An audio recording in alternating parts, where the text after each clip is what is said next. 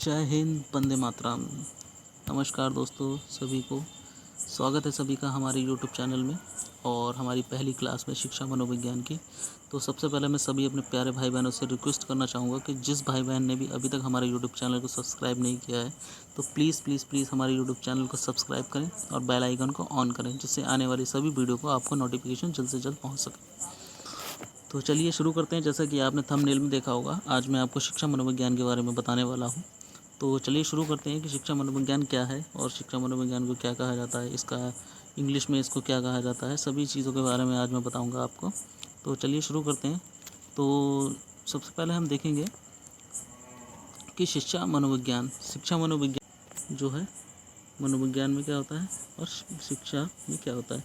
शिक्षा में क्या होता है, हम व्यवहार का परिमार्जन करते हैं, और मनोविज्ञान में क्या होता है, मनोविज्ञान में हम व्यवहार का अध्ययन करते हैं। आपने ये दोनों चीज़ें समझी, शिक्षा में क्या करते हैं और मनोविज्ञान में क्या करते हैं।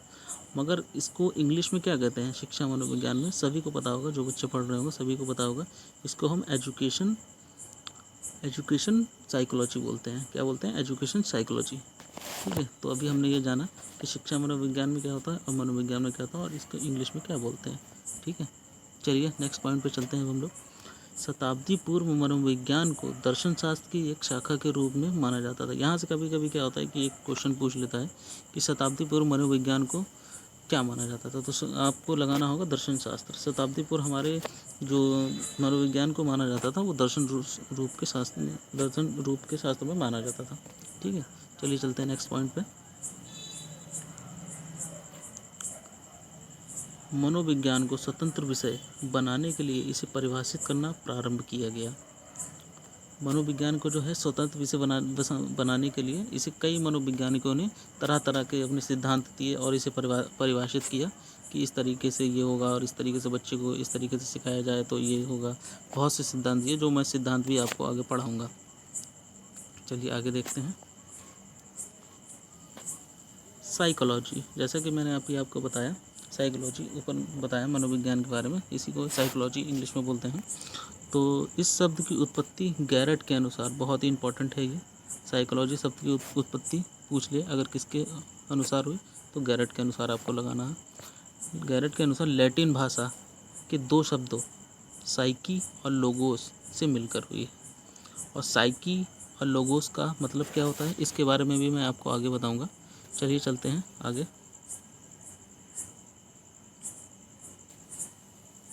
अब हम जानेंगे साइकी का अर्थ आत्मा और लोगोस का अर्थ अध्ययन। तो साइकी का अर्थ जो होता है वो आत्मा होता है और लोगोस का जो अर्थ होता है वो अध्ययन कहलाता है।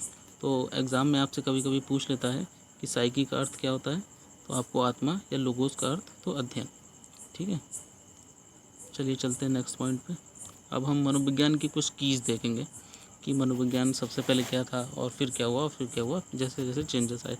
तो सबसे पहले क्या था कि सबसे पहले जो मनोविज्ञान को कहा जाता था वो आत्मा का विज्ञान कहा जाता था। फिर इसके बाद क्या हुआ, मन का विज्ञान। फिर और वैज्ञानिक आए, उन्होंने इसको चेतना का विज्ञान कहा। फिर अब जो प्रेजेंट टाइम में चल रहा है वो चल रहा है व्यवहार का विज्ञान। ये तो सभी को पता होगा कि कोई भी शिक्षा इस समय दी जा रही तो वो व्यवहार के ऊपर ही दी जा रही है। इससे पहले आत्मा का जो विज्ञान था वो अरस्तू और सुकरात ने कहा।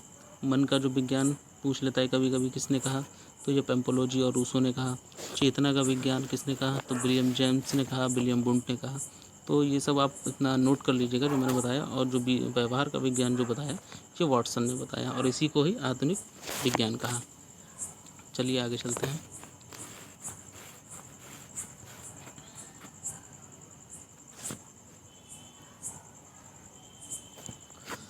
व्यवहार का विज्ञान वाटसन के द्वारा माना गया। बहुत ही इम्पोर्टेंट पॉइंट है, आप देखिए एक बार फिर से देखते हैं इसको। व्यवहार का विज्ञान वाटसन के द्वारा माना गया है। ये जो है व्यवहार का जो विज्ञान है, पूछा जाए आपको व्यवहार का विज्ञान किसके द्वारा माना गया, ये वाटसन के द्वारा माना गया है।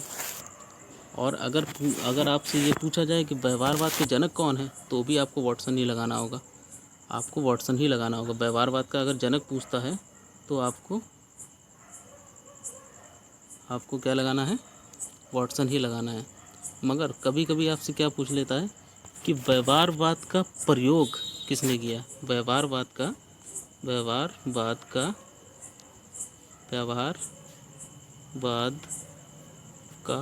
प्रयोग किसने किया? तो आपको क्या लगाना है? विलियम वुंट लगाना है। तो ये क्वेश्चन आप बहुत ही नोट कर लीजिएगा कि व्यवहारवाद का जो विज्ञान जो है वो वाटसन के द्वारा माना गया है, और जो शब्द का प्रयोग किया है वो भी वाटसन ने ही किया है व्यवहारवाद के। मगर जो व्यवहारवाद का प्रयोग जो किया है, जो जनक बोले जाते हैं वो वाटसन ही बोले जाते हैं, मगर व्यवहारवाद शब्द का जो प्रयोग किया है वो विलियम ने ही किया है। ठीक है, अभी आपने ये समझा। चलिए इसके आगे देख लेते हैं। माना गया और इसको ही आधुनिक मनोविज्ञान कहा गया है। ठीक है, व्यवहार का विज्ञान वाटसन के द्वारा माना गया और इसको ही आधुनिक मनोविज्ञान कहा गया है। तो हमने ये चीज़ पूरी समझी। चलिए चलते हैं नेक्स्ट पॉइंट पे। अब हम देखेंगे विश्व की प्रथम मनोवैज्ञानिक प्रयोगशाला। 1879 में विलियम वुंट ने जर्मनी के लिप्सिंग शहर में प्रथम मनोविज्ञान प्रयोगशाला को स्थापित किया। तो कभी कभी पूछ लेता है कि विलियम वुंट ने कहाँ और कब प्रथम मनोविज्ञान प्रयोगशाला को स्थापित किया। तो आप बताएंगे कि अगर पूछता है तो कब, तो 1879 में। किसने किया? विलियम वुंट ने। कहाँ किया? जर्मनी में। किस शहर में? लिप्सिंग शहर में। तो इससे कई क्वेश्चन आपके तैयार हो गए, जैसे कि आपने कब किया? 1879। किसने किया? विलियम वुंट ने। कहाँ किया? जर्मनी में। जर्मनी के किस शहर में? लिप्सिंग शहर में। ठीक है, तो आपके 4-5 क्वेश्चन ऐसे ही तैयार हो गए। डायरेक्ट क्वेश्चन इसी तरीके से पूछ लेता है, तो आपको इसी तरीके से ही याद रखना है। ठीक है, इसके बाद 1890 में विलियम जेम्स ने प्रिंसिपल ऑफ साइकोलॉजी प्रकाशित की। सबसे बहुत इंपॉर्टेंट क्वेश्चन है ये। विलियम जेम्स ने कब प्रकाशित की अपनी प्रिंसिपल ऑफ साइकोलॉजी? 1890 में। ठीक है, इसके बाद विलियम जेम्स की कौन सी पुस्तक है? तो आप कहेंगे प्रिंसिपल ऑफ साइकोलॉजी। कौन सी पुस्तक आप बताएंगे? प्रिंसिपल ऑफ साइकोलॉजी प्रकाशित की। ठीक है, ये भी आपने समझ लिया। चलिए चलते हैं नेक्स्ट पॉइंट पे। 1895 मनोविज्ञान की एक व्याख्या के रूप में प्रकारवाद की स्थापना की गई। कब की गई? 1895 में। और दूसरा 1900 में सिगमंड फ्राइड ने मनोविश्लेषण का विकास किया। और 1900 में क्या था? मनोविश्लेषण का जो सिद्धांत था वो सिगमंड फ्राइड के द्वारा दिया गया था। ये सिद्धांत में मैं आपको पढ़ाऊँगा, तो इसीलिए आप चैनल को सब्सक्राइब करें ताकि आने वाली सभी वीडियो में आप तक पहुंच सकें। देखते हैं हम नेक्स्ट पॉइंट पे। विलियम मैकडूगल ने अपनी पुस्तक आउटलाइन ऑफ साइकोलॉजी में चेतना शब्द की निंदा की। बहुत इंपॉर्टेंट है, कई बार एग्जाम में पूछा गया है। मैंने खुद एग्ज़ाम दिया है और मैंने खुद ये पढ़ के क्वालिफाई किया, कई बार एग्जाम में आया हुआ है। और आप अगर प्रीवियस ईयर उठा के देखेंगे तो आपको भी क्वेश्चन मिल जाएगा। विलियम मैकडूगल, पुस्तक कौन सी? Outline of psychology. किस शब्द की निंदा की? चेतना शब्द की निंदा की। ठीक है, ये इसी तरीके के कई 3-4 क्वेश्चन आपको एक लाइन में तैयार हो जाते हैं। फिर दूसरा, 20वीं शताब्दी में मनोविज्ञान को व्यवहार का विज्ञान माना गया, जैसा कि मैंने अभी आपको ऊपर बताया था। और किसने माना था? वाटसन ने। और आज तक सही परिभाषा प्रबलित है। व्यवहार का विज्ञान मानने वाले प्रमुख मनोवैज्ञानिक वाटसन और इनके अलावा वुडवर्थ, स्किनर, मैकडूगल, थॉर्नडाइक आदि हैं। तो व्यवहार का विज्ञान जो वाटसन के अलावा और जो मानते हैं मनोवैज्ञानिक वो हैं वुडवर्थ, स्किनर और मैकडूगल और थॉर्नडाइक। चलिए ये भी आपने समझ लिया। अब चलते हैं हम अपने नेक्स्ट पॉइंट पे। अब हम देखेंगे कुछ कथन जो मनोवैज्ञानिकों ने कथन कह रखे हैं। चलिए उनके बारे में भी जान लेते हैं। तो एक महान मनोवैज्ञानिक वाटसन, जिनका कथन है, आप मुझे एक नवजात शिशु दे दो, मैं उसे जो चाहे बना सकता हूँ। जो वाटसन साहब थे उन्होंने कहा कि अगर आप मुझे कोई भी नवजात शिशु दे दें, आप उसे जो कहेंगे मैं वो बना दूंगा। अगर चोर, वकील, डॉक्टर, पुलिस, आप जो कहेंगे वो बना दूंगा।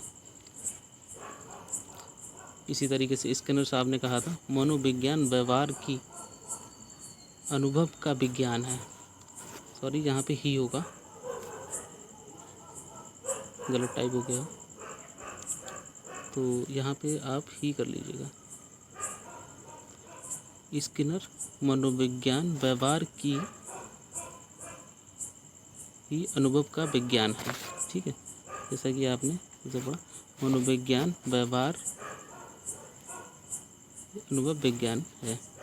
ठीक है, तो चलिए देखते हैं नेक्स्ट पॉइंट में हम अपना। स्किनर ने क्या किया, स्किनर ने बोला शिक्षा मनोविज्ञान अध्यापकों की तैयारी की आधारशिला है। स्किनर ने हमारे क्या कहा था, शिक्षा मनोविज्ञान जो है वो हमारे अध्यापकों की तैयारी की आधारशिला है। चलते हैं नेक्स्ट पॉइंट पे। ये कथन जो है आप सारे नोट कर लीजिएगा, ये कथन डायरेक्ट टू डायरेक्ट पूछे जाते हैं, इसमें कोई भी बदलाव नहीं होता है किसी भी तरीके का। चलिए वाटसन का एक और कथन देख लेते हैं हम। वाटसन साहब का, मनोविज्ञान व्यवहार का शुद्ध निश्चित सकारात्मक धनात्मक विज्ञान है। बहुत ही इंपॉर्टेंट है, ये कई बार पूछा गया है। वाटसन साहब ने कहा था मनोविज्ञान व्यवहार का शुद्ध निश्चित सकारात्मक भावनात्मक और विज्ञान है। ठीक है,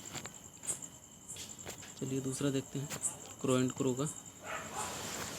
तो क्रो एंड क्रो ने कहा, जो साहब थे उन्होंने कहा था मनोविज्ञान मानव व्यवहार और मानव संबंधों का अध्ययन है।